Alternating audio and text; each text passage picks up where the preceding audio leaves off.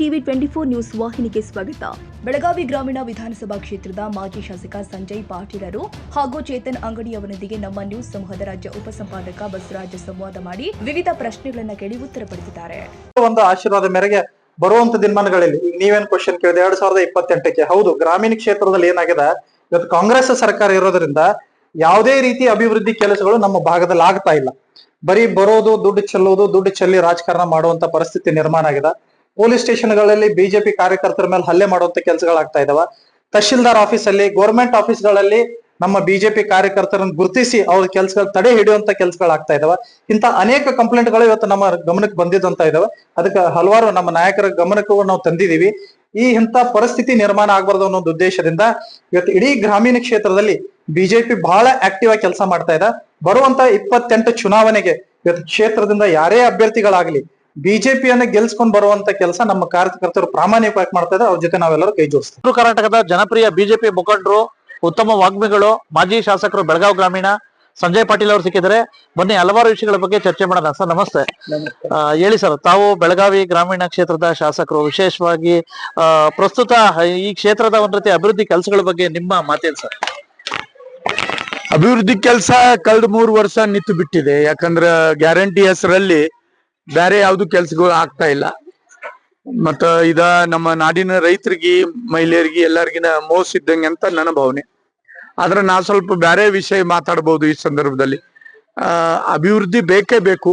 ಆದ್ರೆ ನಮ್ಮ ನಾಡಿನ ಸಂಸ್ಕೃತಿ, ನಮ್ಮ ಪರಂಪರೆ ಉಳಿಸೋದ್ ಕರ್ತವ್ಯ ಮೊದ್ಲು ಎಲ್ಲಾರ್ದು. ದೇಶ ಉಳಿದ್ರ ಉಳ್ಕಿದ ಎಲ್ಲಾ ಅಭಿವೃದ್ಧಿ ಕೆಲಸ ಆಗ್ಲಿಕ್ಕೆ ಸಾಧ್ಯ ಇದೆ. ಅಭಿವೃದ್ಧಿ ಬೇಕೇ ಬೇಕು, ಅದ್ರ 2 ಮಾತಿಲ್ಲ.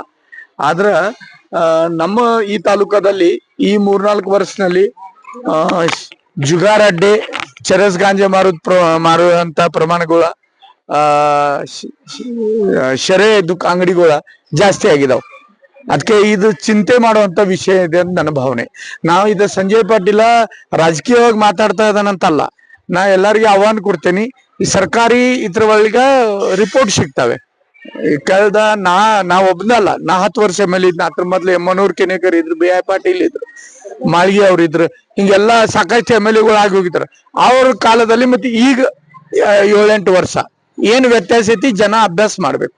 ನಮ್ಮ ಬರುವಂತ ಮುಂದಿನ ಏನನ್ನ ಯುವಕರಿದ್ದಾರೆ, ಸ್ಕೂಲ್ ಹುಡುಗರು ಇದ್ದಾರೆ, ಅವ್ರು ನಿರ್ವ್ಯಸನಿ ಆಗ್ಬೇಕು. ಮತ್ತೆ ನಮ್ಮ ನಾಡಿನ ಧರ್ಮ ಸಂಸ್ಕೃತಿ ಬಗ್ಗೆ ಅವ್ರಿಗೆ ಜ್ಞಾನ ಇರ್ಬೇಕು.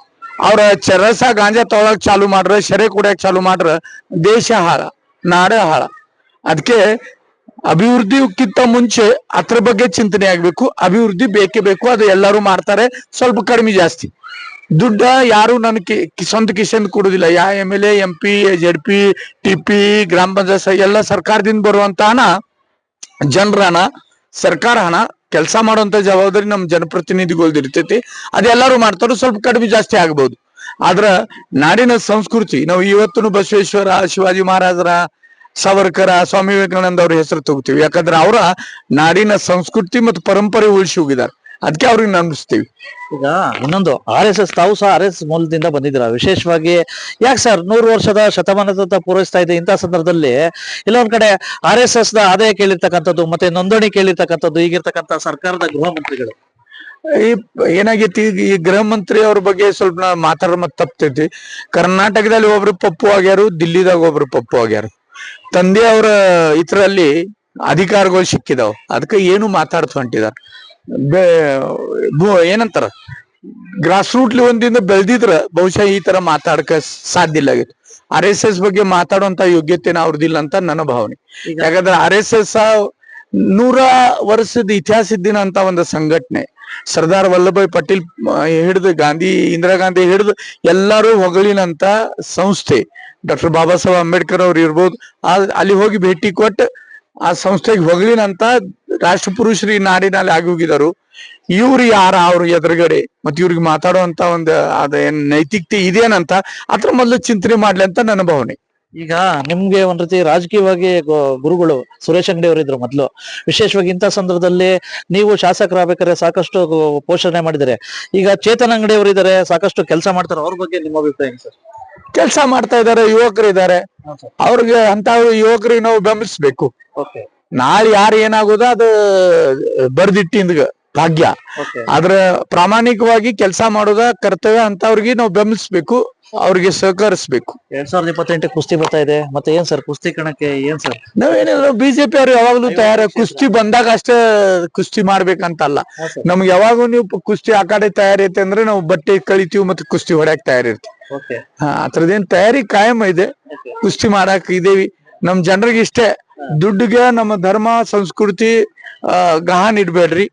ದುಡ್ಡಕ್ಕಿಂತ ನಮ್ಮ ನಾಡಿನ ಸಂಸ್ಕೃತಿ ಪರಂಪರೆ, ರಾಣಿ ಚೆನ್ನಮ್ಮ, ಸಂಗೊಳ್ಳಿ ರಾಯಣ್ಣ, ಶಿವಾಜಿ ಮಹಾರಾಜರ ನಾಡಿದ ಅವ್ರದ್ದು ಇತಿಹಾಸ ನಾವು ಓದ್ಬೇಕು. ಅವ್ರು ಏನ್ ನಮಗ್ ಆದರ್ಶ ಕೊಟ್ಟಿದ್ದಾರೋ ಅದನ್ನ ನೆನ್ಪಿಡ್ಬೇಕಂತ ನಾನ್ ನಮ್ಮ ಜನರಿಗೆ ಪ್ರಾರ್ಥನೆ ಮಾಡ್ತೀನಿ. ಮನೆ ಪ್ರಶ್ನೆ, ನಿರೀಕ್ಷೆ ಆಗತಕ್ಕಂತೆ ಬೆಳಗಾವಿ ಗ್ರಾಮೀಣ ಕ್ಷೇತ್ರ ಅಭಿವೃದ್ಧಿ ಆಗಿದ್ಯಾ? ಈಗ ಸಚಿವರಿದ್ರು, ಈಗ ಸಾಕಷ್ಟು ಇದು ಪ್ರಭಾವ ಇಲ್ಲ. ಅವ್ರು ಭೇಟಿ ಆಗ್ತಾರೆ ನಾನೇ ಪ್ರಶ್ನೆ ಮಾಡ್ತೇನೆ ಮೊದ್ಲು. ಅಭಿವೃದ್ಧಿ ವಿಷಯ ದೂರ, ಅವ್ರು ಭೇಟಿ ಆಗ್ತಾರೆ ಅಂತ ನಾ ಜನರಿಗೆ ಕೇಳ್ತೇನೆ, ಎಲ್ಲಿದ್ದಾರೆ ಅವರು? ಸಿಗುದಿಲ್ಲ. ಅಭಿವೃದ್ಧಿ ನಾ ಮಾಡಿಲ್ಲ ಅಂತ ಹೇಳುದಿಲ್ಲ, ಆದ್ರೆ ಅಭಿವೃದ್ಧಿಕ್ಕಿಂತನೂ ಜನರಿಗೆ ಸಿಗ್ಬೇಕು, ಮಾತಾಡಿಸ್ಬೇಕು. ಮತ್ತ ಈಗ ತಹಸೀಲ್ದಾರ್ ಆಫೀಸ್ದಾಗ ಒಬ್ಬರದು ಆತ್ಮಹತ್ಯೆ ಆತು, ಅದ್ ಯಾಕಾತು? ಶೆರೆ ಅಂಗಡಿ ನಮ್ಮ ಬೆಳಗುಂದಿ ಗ್ರಾಮದಲ್ಲಿ ಒಂದು ಸಣ್ಣ ಹುಡುಗಿ ಮೇಲೆ ಅತ್ಯಾಚಾರ ಆತು, ಅದು ಮುಚ್ಚಾಕುವಂತ ಪ್ರಯತ್ನ, ಇಂತ ಕೆಟ್ಟ ಘಟನೆಗಳು ಏನ್ ನಡೀತಾ ಇದಾವಲ್ಲ, ಈ ತರದ ಬೆಲೆ ಕಟ್ಲಿಕ್ಕೆ ಸಾಧ್ಯ ಇಲ್ಲ.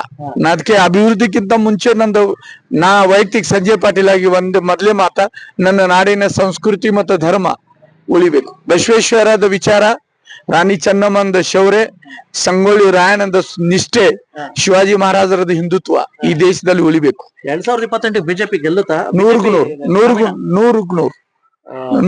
ಗ್ರಾಮೀಣದಲ್ಲಿ ಬಿಜೆಪಿ ಜಗದೀಶ್ ಶೆಟ್ಟರ್ ಸಾಹೇಬರ ಹತ್ರದ ಫೌಂಡೇಶನ್ ಹಾಕಿ ಬಿಟ್ಟಿದ್ದಾರೆ MP ಎಲೆಕ್ಷನ್ ದಲ್ಲಿ. ಧನ್ಯವಾದಗಳು ಸರ್. ಇಷ್ಟು ಶಾಸಕರಿಗೆ ಗೊತ್ತೈತಿಲ್ಲ, ಮಾನ್ಯ ಗೌರವಾನ್ವಿತ ಮಾಜಿ ಶಾಸಕರಾಗಿರುವಂತಹ ಶ್ರೀ ಸಂಜಯ್ ಪಾಟೀಲ್ ಅವರ ಅಭಿಪ್ರಾಯ. ನಮಸ್ಕಾರ, ಥ್ಯಾಂಕ್ ಯು. ಕನ್ನಡಿಗರ ಮೆಚ್ಚಿನ ನಿಮ್ಮ ಟಿವಿ 24 ಕನ್ನಡ ನ್ಯೂಸ್ ವಾಹಿನಿ ಇದೀಗ ಟಿವಿಯಲ್ಲಿ ಲಭ್ಯ.